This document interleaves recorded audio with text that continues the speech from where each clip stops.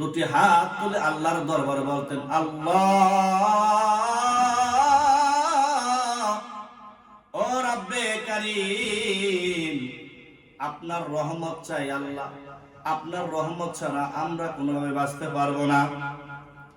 আমার বন্ধুগণ, বনী ইসরায়েলের একজন লোক ছিলেন, অনেক বড় বুজুর্গ, আল্লাহর ওলি ছিলেন।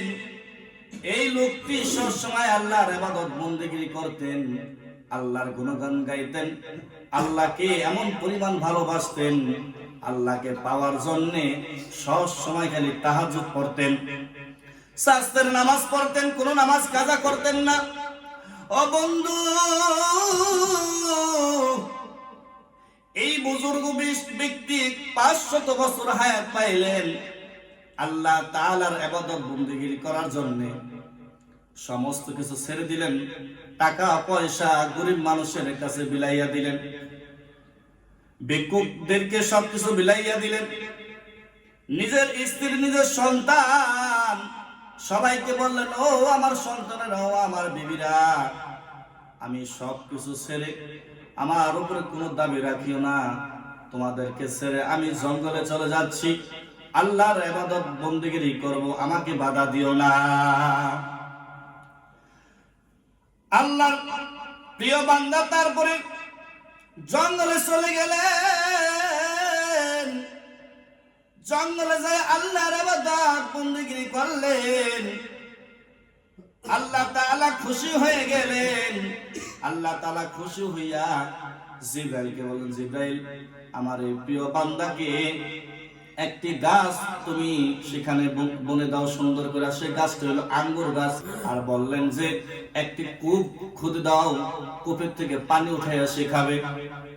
কারণ হইল মানুষ, হাজার হইল মানুষ, ক্ষুধার্ত এমন যন্ত্রণা, মানুষ সারাদিনে যদি নাও খায়, একবেলা যদি খায় তারপর সে বেঁচে যাবে, কিন্তু সে যদি না খায় প্রতিদিন এমন করে বাঁচতে পারবে না।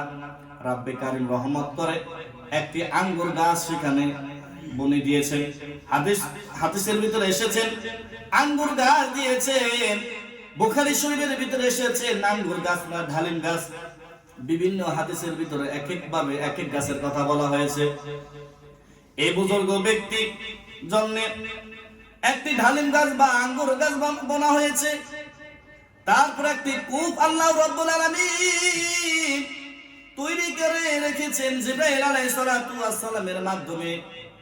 তারপরে সেখান থেকে এই ব্যক্তি প্রতিদিন কূপের থেকে পানি উঠাইয়া খান, ডালিম পেরে খান। এমন করে 500 বছর ইবাদত বন্দেগী করলেন। আল্লাহ রাব্বুল আলামিন বললেন, মালিক ও আল্লাহ, তুমি আমাকে যখন আমি মৃত্যুবরণ করব, দুনিয়া থেকে চলে যাব, আমি যেন শেষ অবস্থায় মৃত্যুবরণ করি। ও আল্লাহ, আমি যেন কাল কিয়ামতের ময়দানের দিন আমি যেন শেষ অবস্থায় তোমার দরবারে উঠতে পারি। সুবহানাল্লাহ বলেন। আমার বন্ধুগণ, আল্লাহ তাআলা তার দোয়া কবুল আর মঞ্জুর করলেন। এই বনী ইসরায়েলের এই বুজুর্গ ব্যক্তি মারা গেলেন, দুনিয়া থেকে বিদায় হয়ে গেলেন। কবরে লোকজন, ওই এলাকার লোকজন তাকে কবরে ওইভাবে তাকে দাফন কাফন করলেন। করার পর যখন নাকি আল্লাহর দরবারে যখন উঠলেন, আল্লাহ তাআলা বললেন, যাও যাও, তুমি জান্নাতে চলে যাও, আমার রহমত নিয়ে জান্নাতে চলে যাও। লোকটি মনে মনে বলতেছেন, আল্লাহ, এই 500 বছর ইবাদত বন্দেগী করলাম, 500 বছর এত ইবাদত বন্দেগী করার পরও কি তোমার কাছে কি আমার কোনো দোয়া কবুল হয় নাই? আমার নামাজ, আমার রোজা, এত কিছু কি পছন্দ তোমার কাছে হয় নাই?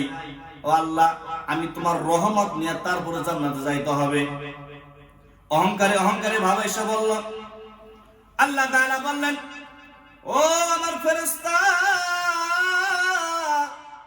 যাও যাও, আমার এই বান্দাকে জাহান্নামের চারদিক দিয়ে একটু ঘুরায় নিয়ে আসো। এবার ফেরেশতারা তারপরে তাকে জাহান্নামের এক সাইড দিয়ে একটু ঘুরায় নিয়ে আসলেন। জাহান্নামের ভিতরে নেয় নাই, জাহান্নামের এক পাশ দিয়ে একটু ঘুরায় নিয়ে আসলেন।